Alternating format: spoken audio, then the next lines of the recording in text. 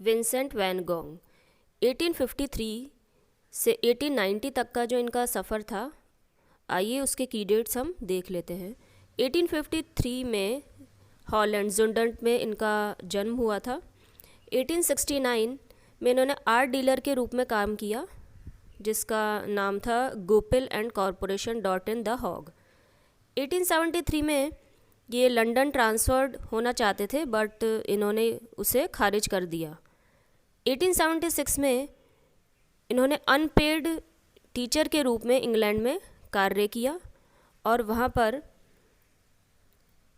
नियमवादी धर्मोपदेश के रूप में भी इन्होंने अपना कार्य किया। 1877 में ये अपने घर वापस रिटर्न हो गए। 1878 में इन्होंने बेल्जियम में ईसाई धर्म का प्रचार किया। 1880 में इन्होंने डिसाइड किया कि इन्हें आर्टिस्ट के रूप में अब कार्य करना है और 1885 में इन्होंने पोटैटो ईटर्स अपना फर्स्ट चित्र बनाया। 1886 में इन्होंने अपने ब्रदर थियो के साथ पेरिस में मूव किया।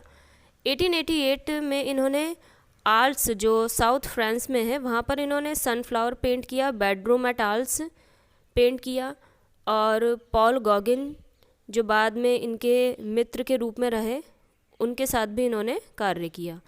1889 में इन्होंने मेंटल असाइलम में इनको शिफ्ट करना पड़ा, क्योंकि इनका जो मानसिक संतुलन था वो धीरे धीरे बिगड़ गया था।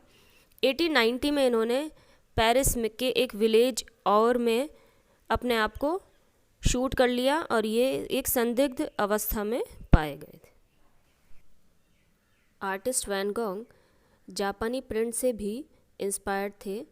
ये प्रिंट जो आप देख रहे हैं, ये वुड कट प्रिंट है, वुड पर बनाया गया है। वुड पर पहले ट्रेस करके बनाया जाता है, उसके बाद में उसकी टूल से कटिंग की जाती है और फिर कलर उसमें फिल किया जाता है। तो उससे भी वैन गॉग बहुत प्रभावित थे और उन्होंने ये एक प्रिंट उनके द्वारा बनाया गया था। आगे देखते हैं इनकी कुछ पेंटिंग्स। पियरे तैंग्वी 1887 में ये बनाया गया है और ये पेरिस में है ये चित्र। वैन गॉग ने पियरे तैंग्वी को बहुत बार बनाया है। पियरे तैंग्वी एक आर्ट मटेरियल सप्लाई करते थे, उसकी एक उनकी शॉप थी, तो वो वहाँ जाया करते थे और उनको काफ़ी बार चित्र, उनके पोर्ट्रेट बनाया करते थे। ये जो पीछे आप बैक में जो उनके प्रिंट्स देख रहे हैं, जापानी प्रिंट्स, वो वैन गॉग के खुद के पर्सनल प्रिंट्स थे, जिनको उन्होंने शॉप पर हैंग कर रखा था और उनको वापस अपनी ही इस पेंटिंग में उन्होंने कॉपी किया है। चित्र में कलर काफ़ी ब्राइट हैं, जो हमें वैन गॉग के जितने भी पेंटिंग्स हम देखते हैं उनमें हमें उनके ब्राइट कलर्स की जो थ्योरी है वो समझ में आती है। और साथ के साथ आप ये भी देख सकते हैं कि इनका जो पोर्ट्रेट है पियरे तैंग्वी का, उनका जो फेस जो स्ट्रक्चर है उसमें उन्होंने किस तरीके से बोल्ड पैचेस दे रखे हैं, ब्रश के स्ट्रोक्स उन्होंने रेगुलर लगा रखे हैं, मतलब कहीं कहीं बारीक स्ट्रोक्स है तो कहीं कहीं मोटे चौड़े स्ट्रोक्स उन्होंने लगा रखे हैं। तो ये जो वैन गॉग थे उनकी क्वालिटी थी कि किस तरीके से वो स्ट्रोक से अपना पोर्ट्रेट, अपनी लाइफ स्टडी को क्लियर कर सकें। नेक्स्ट चित्र आता है द पोस्टमैन रॉलिंस। ये 1888 में बनाया था। ये museum of fine art Boston में है। पोस्टमैन जोसेफ रॉलिन भी उनके घनिष्ठ मित्रों में से रहे हैं और उन्होंने इनको बहुत ज़्यादा इनके पोर्ट्रेट को बनाया है।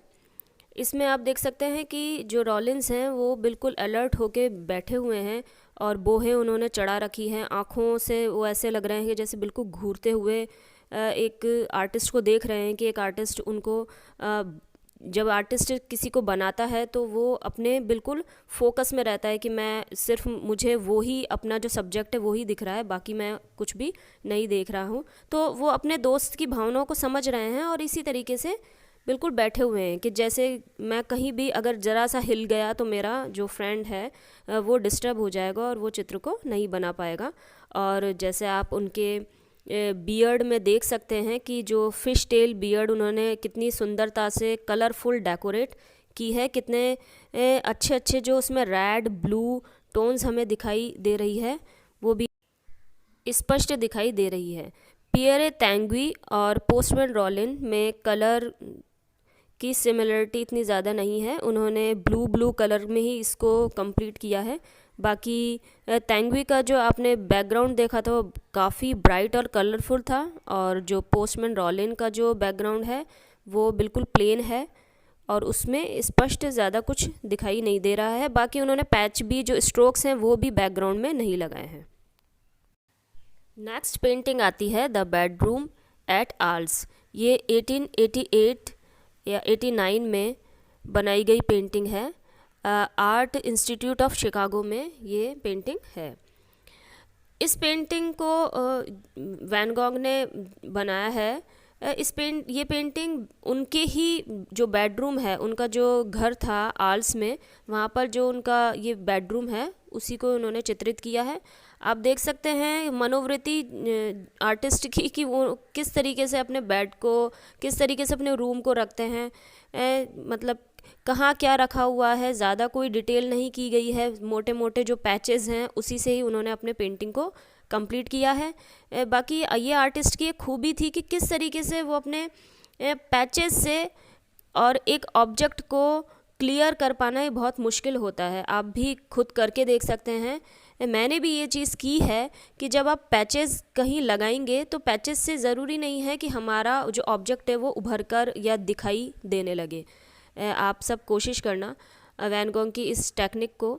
लेकिन इसमें जो आर्टिस्ट ने दिखाया है काफ़ी खूब क्लियर, हर चीज़ क्लियर दिखाई दे रही है। बेड आप देखिए, जो पिलो है, पिलो को कितना मतलब उन्होंने मोटे मोटे पैचेस से, मतलब आप ओपेक जब आप कलर लेते हैं और ये जो ऑयल में बनी हुई है ये पेंटिंग, ऑयल से आप बिल्कुल ओपेक दिखाने की कोशिश कर सकते हैं। इसमें देखिए किस तरीके से उन्होंने पिलो को इतना मोटा पैच लगा के, और जो उनका ब्लैंकेट है उसको रेड कलर का जो दिखाया है, मतलब हर चीज़ इतनी क्लियर है।